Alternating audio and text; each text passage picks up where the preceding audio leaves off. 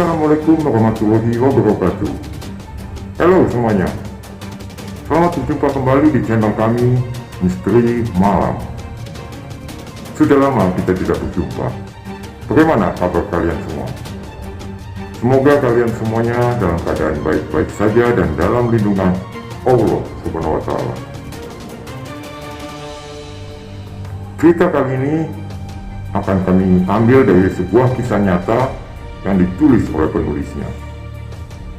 Diawali dari kepindahan keluarga sang penulis ke kampung halaman di Maluku Utara. Bagaimana kisah lengkapnya? Kita ikuti saja. Inilah Rumah Angker, ditulis dan diceritakan oleh Esa. Kita ikuti.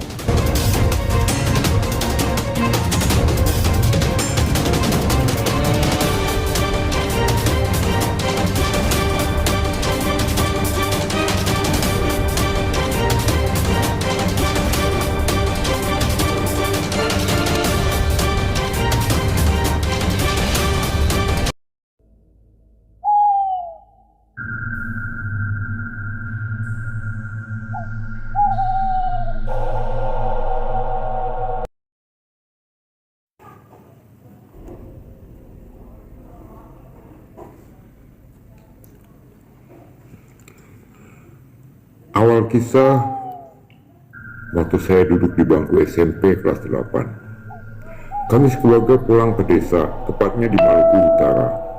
Kami menempati rumah yang baru setengah selesai dibangun. Rumah tersebut terletak di belakang rumah kakek, dan di area belakang baru beberapa rumah yang dibangun. Rumah tersebut belum mempunyai jendela kaca. Ayah hanya menggunakan 3 bilah kayu untuk membuat sekat, kemudian menutup setengah bagian bawah jendela dengan seng. Bisa dibayangkan betapa menyeramkan ketika malam hari kita dapat melihat dengan jelas keadaan di luar, apalagi tidak dipakaikan tirai. Belum lama kami masih menggunakan pelita. Bayangkan saja betapa menyeramkan rumah kami. Saat itu saya masih menempati kamar belakang di sebelah kamar orang tua saya, sedangkan kamar utama dibiarkan kosong. Oh ya, saya adalah anak tunggal. Orang tua saya berpisah secara agama ketika saya masih berusia 2 bulan, dan saya diasuh oleh kakek dan nenek. Kemudian saat saya duduk di bangku SD, ibu sambunglah yang menjadi pengganti ibu untuk saya dan mempunyai adik angkat. Beberapa minggu menempati rumah itu, kami sudah menggunakan listrik. Namun, disitulah keganjilan yang mulai kami rasakan. Waktu itu tepat setelah azan maghrib di malam Jumat. Entah hewan apa yang tiba-tiba saja lewat di depan rumah kami. Hewan tersebut melompat dan merobohkan pohon pepaya yang ada di jalan kecil depan rumah. Seketika kabel listrik kami pun tertarik. Untung saja tidak putus.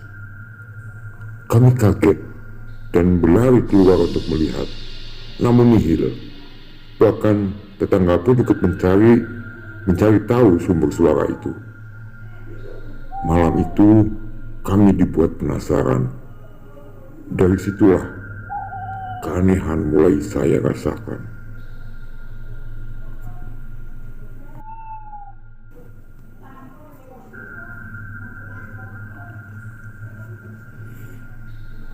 Sejak kejadian malam itu, saya jadi lebih sering mendengarkan suara aneh.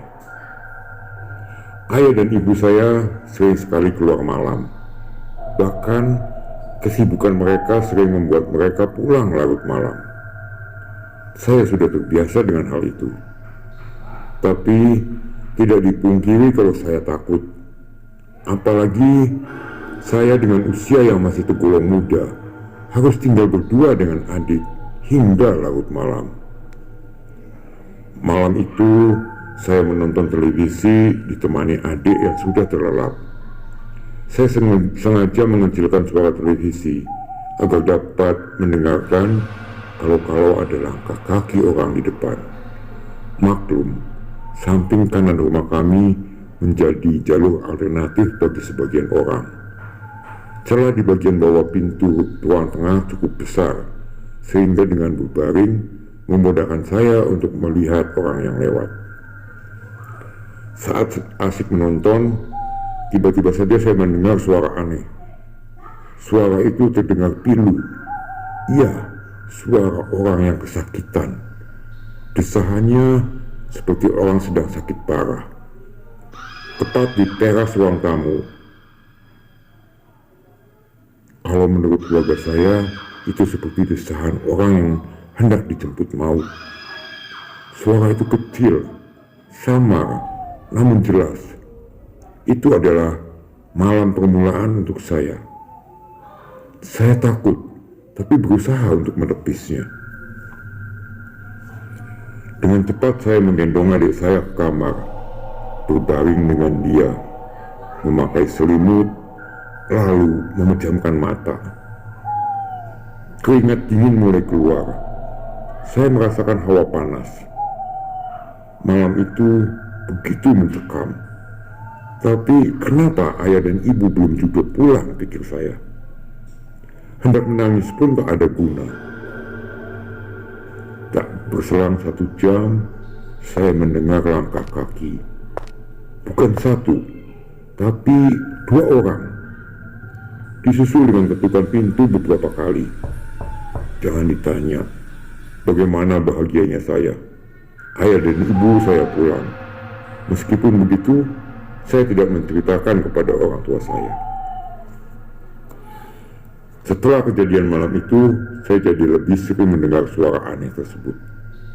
Makin menyeramkan kalau tiba-tiba listrik di kampung kami dipadamkan secara tiba-tiba selama berjam-jam. Saya tidak tenang. Saya beranikan diri untuk bercerita kepada ayah dan ibu. Tapi jawaban mereka itu hanya perasaan saya saja, sebab mereka tidak mendengarkan suara apapun. Sampai pada suatu waktu di malam Jumat, tepatnya setelah azan Isya, kakak sepupu saya datang bertamu, mencari ibu. Saat itu ibu sedang berada di rumah saudara saya yang letaknya hanya lewat 1 rumah saja dari rumah kami. Saya lalu bergegas memanggil ibu lewat pintu ruang tamu yang letaknya menghadap ke arah timur. Teras ruang tamu kami cukup gelap karena belum dipasang lampu, dan teras itu berhadapan dengan dapur tetangga yang cukup gelap juga. Perlu diketahui bahwa belakang rumah kami adalah lapangan luas, dan ada sungai mati kecil yang bersebelahan dengan gunung yang banyak ditanami pohon sagu. Di belakang rumah pun masih minim rumah warga, masih penuh pepohonan, rumput-rumput menjulang tinggi, dan gelap gulita. Saat saya membuka pintu, saya hanya fokus di rumah saudara saya dan memanggil ibu. Saya tidak sadar kalau dalam keadaan gelap, tepat di hadapan saya berdiri sesosok entah manusia atau makhluk halus yang sedang menatap saya. Beberapa kali saya berteriak, namun tidak ada balasan, sehingga saya memutuskan untuk menutup pintu. Sontak mata saya fokus pada sosok tersebut. Tinggi, hanya nampak bentuk tubuhnya, tapi warna baju dan celananya pun tidak ada. Mata terbelalak menatap saya. Dia bahkan tidak berkedip. Saya langsung berjalan memanggil sepupu saya, dan kami kembali ke ruang tamu untuk melihat sosok tadi. Tapi sosok tersebut sudah tidak ada. Perasaan saya berubah ketakutan. Saya tidak ingin sepupu saya pergi sebelum ibu kembali. Keesokan harinya, saya menceritakan pada tetangga kami dan sepupu saya yang lainnya. Mereka pun menuturkan apa yang mereka alami ketika melewati rumah kami. Ada yang bercerita bahwa ketika mereka melewati rumah kami, mereka mendapati hawa mistik. Bahkan sepupu lainnya bercerita bahwa ada sosok tinggi besar yang dia temui saat lewat di samping rumah kami. Sosok tersebut tingginya melewati tinggi rumah kami.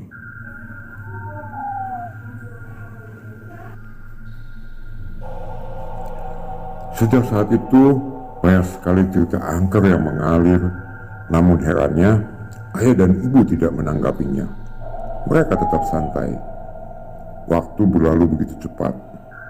Ayah mendapat rezeki, hingga pembangunan rumah kami dapat dicicil. Alhamdulillah, jendela pun dipasang. Semua saya anggap biasa saja.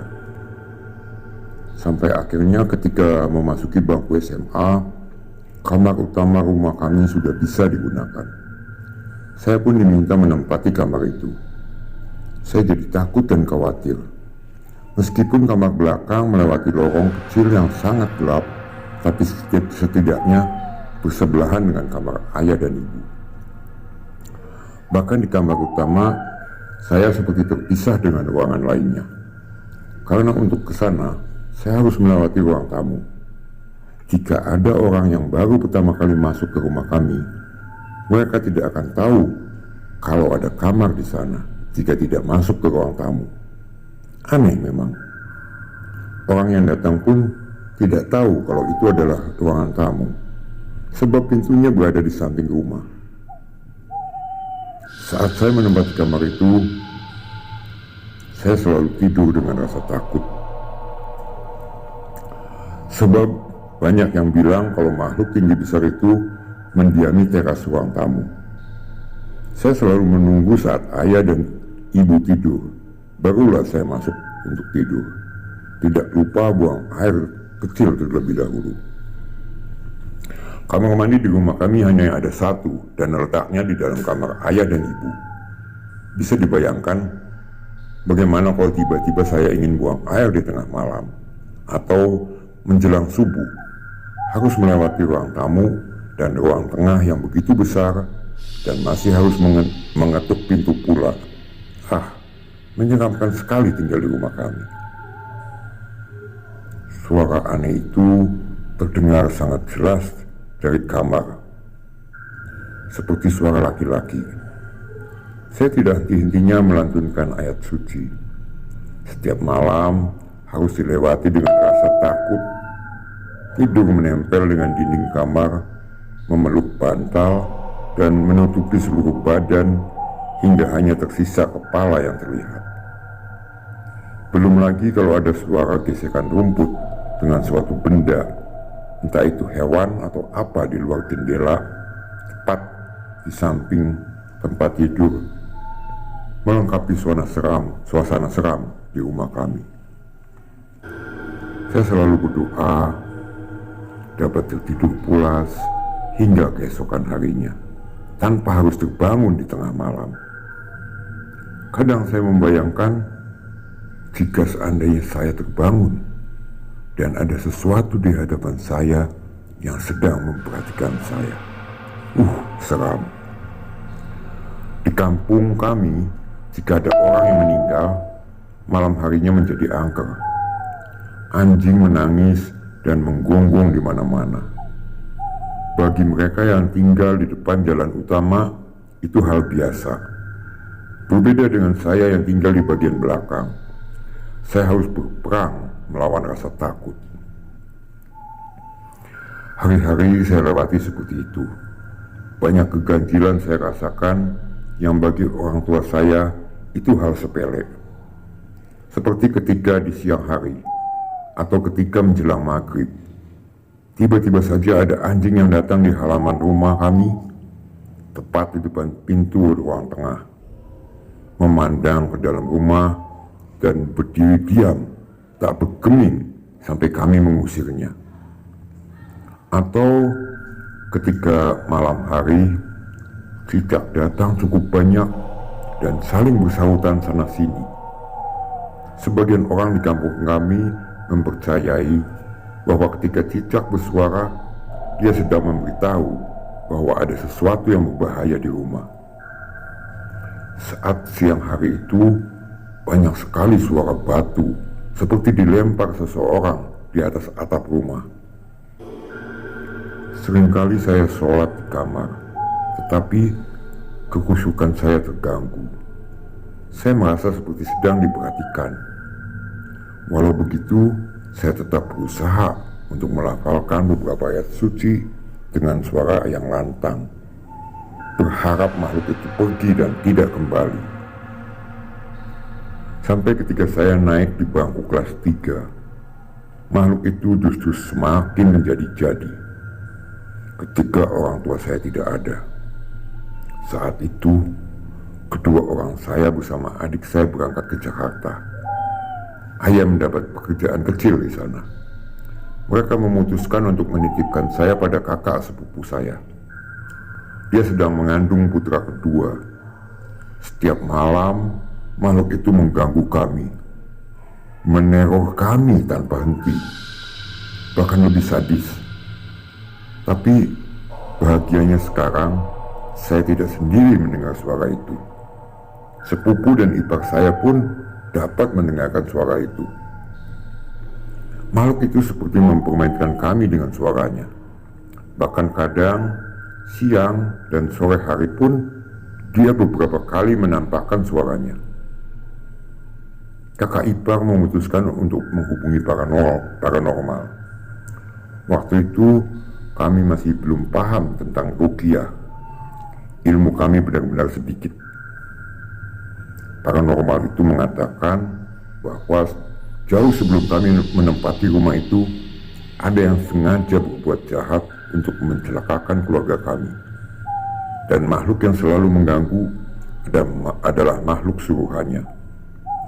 Paranormal tersebut mencoba mengusir, namun tidak bisa. Kakak saya lalu memutuskan memanggil ibunya, kakak perempuan ayah saya, untuk tinggal bersama menemani kami karena dia sedang hamil tua. Saya pun tidak lagi tidur di kamar utama. Saya memilih tidur di ruang tengah bersama bibi saya. Sekarang suara itu tidak lagi sendiri. Dia seperti memiliki teman bercerita. Mungkin makhluk gaib itu tidak hanya satu. Malam itu sekitar pukul 9:45, saya dan bibi saya asik menonton, sementara sepupu saya tertidur pulas dengan anaknya, sedangkan suaminya belum pulang bekerja. Tiba-tiba saja kami berdua dikagetkan dengan suara orang yang sedang asik mengobrol. Tidak jelas apa obrolan mereka, hanya saja mereka terdengar sangat serius dan saling bersahutan. Suara itu berasal dari kamar saya. Astagfirullah, saya ketakutan sampai tidak sadar. Air mata saya ikut mengalir. Bibi saya nampak tenang. Dia langsung berjalan menuju ke arah suara tersebut. Saya yang takut ditinggal sendiri pun ikut mengekor sambil berpegang erat di lengannya.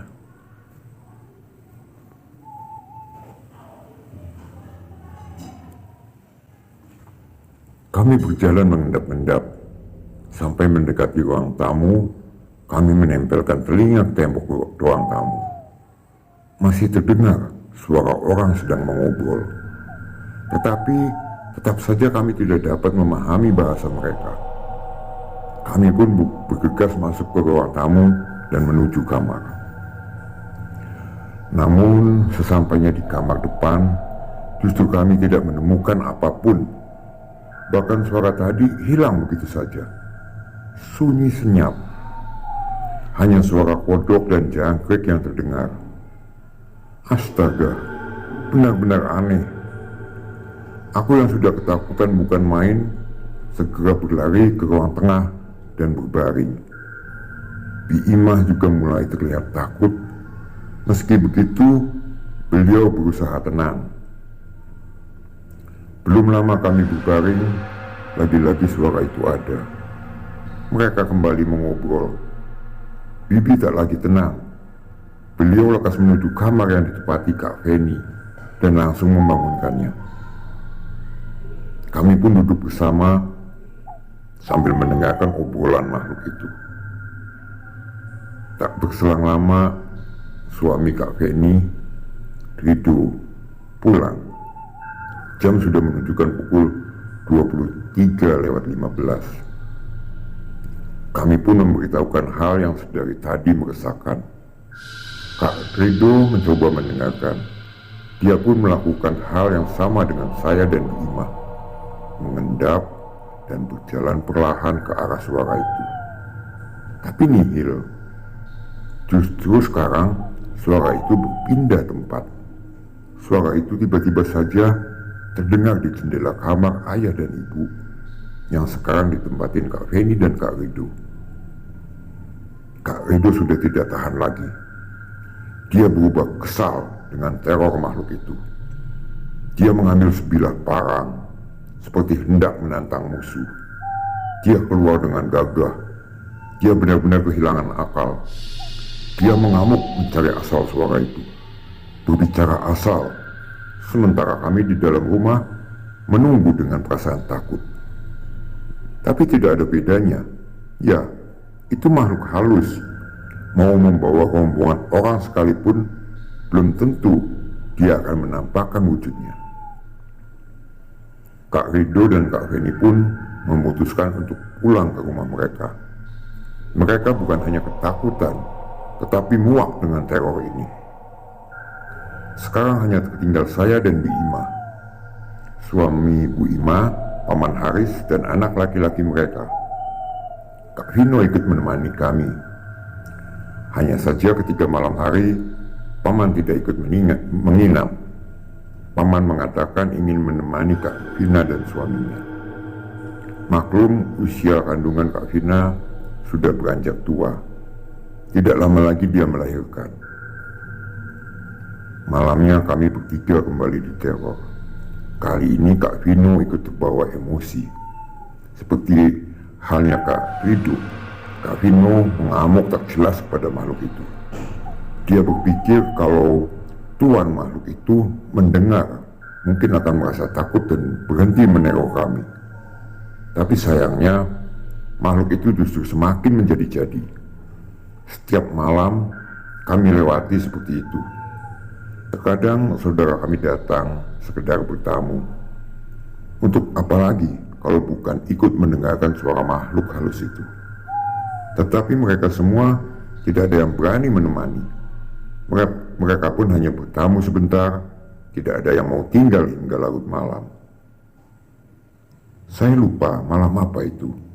Saat saya dan Bibi sudah bergegas tidur, walaupun waktu masih menunjukkan pukul 21. Kami memutuskan tidur lebih awal agar tidak diganggu makhluk itu. Tapi kenapa makhluk itu? Kenapa malam itu saya susah sekali terlelap? Saya dan Bu Ima saling membelakangi satu sama lain. Saya menghadap tembok, maksud hati agar penglihatan cukup sebatas tembok saja. Karena Bibi sudah ada di belakang saya, jadi saya berani menghadap tembok. Kalau tidak, saya pasti sudah menempelkan punggung saya di tembok. Ya, penakut memang seperti itu. Tiba-tiba saja Bibi dengan cepat berbalik arah menghadap saya. Saya pun berbalik perlahan menghadap ke arah Bibi dan menatapnya. Matanya tertutup. Saya pun bertanya, kenapa beliau tiba-tiba saja berbalik secepat itu? Beliau pun hanya memerintahkan saya untuk segera tidur, dan besok barulah beliau akan menceritakan pada saya. Saya pun menuruti saja, memejamkan mata dan memeluknya erat. Keesok harinya, Bi Ima menceritakan kalau semalam ketika Bi Ima sedang tidur, tiba-tiba beliau terbangun. Ketika membuka mata, beliau dikagetkan oleh seekor kera dengan mata yang merah yang sedang duduk menghadap ke arahnya dan menatapnya lekat. Beliau yang saat itu tidak bisa berteriak, hanya kembali menutup mata dan berbalik badan. Hari itu juga kami memutuskan untuk tinggal di rumah Bima dan mengosongkan rumah ayah. Kami sudah tidak berani dengan berbagai macam teror yang ada di rumah itu. Kami tidak tahu bagaimana cara mengusir makhluk itu. Hingga saya lulus sekolah dan melanjutkan ke perguruan tinggi, rumah itu ditempati oleh kakak sepupu yang lain bersama istri dan anak-anaknya. Mereka mengatakan suara aneh itu sudah tidak ada, tetapi makhluk-makhluk halus masih ada dan sering menampakkan diri kepada anak mereka yang masih berusia 3 tahun. Banyak orang yang mencoba mengusir makhluk halus tersebut, tetapi selalu gagal. Sampai akhirnya mereka pindah dan ayah kembali menempati rumah itu sendirian.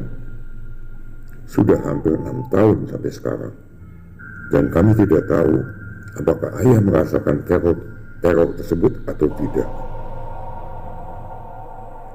Demikianlah cerita saya dengan rumah angker yang kami tempatin satu keluarga.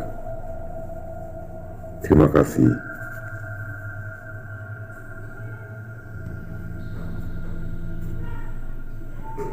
Demikianlah kisah nyata dari sang penulis. Untuk cerita-cerita menarik lainnya, silakan kalian klik subscribe, like, dan bunyikan tanda loncengnya agar kalian tidak ketinggalan untuk cerita-cerita selanjutnya. Akhir kata, kami ucapkan Assalamualaikum warahmatullahi wabarakatuh. Sampai jumpa dan bye-bye.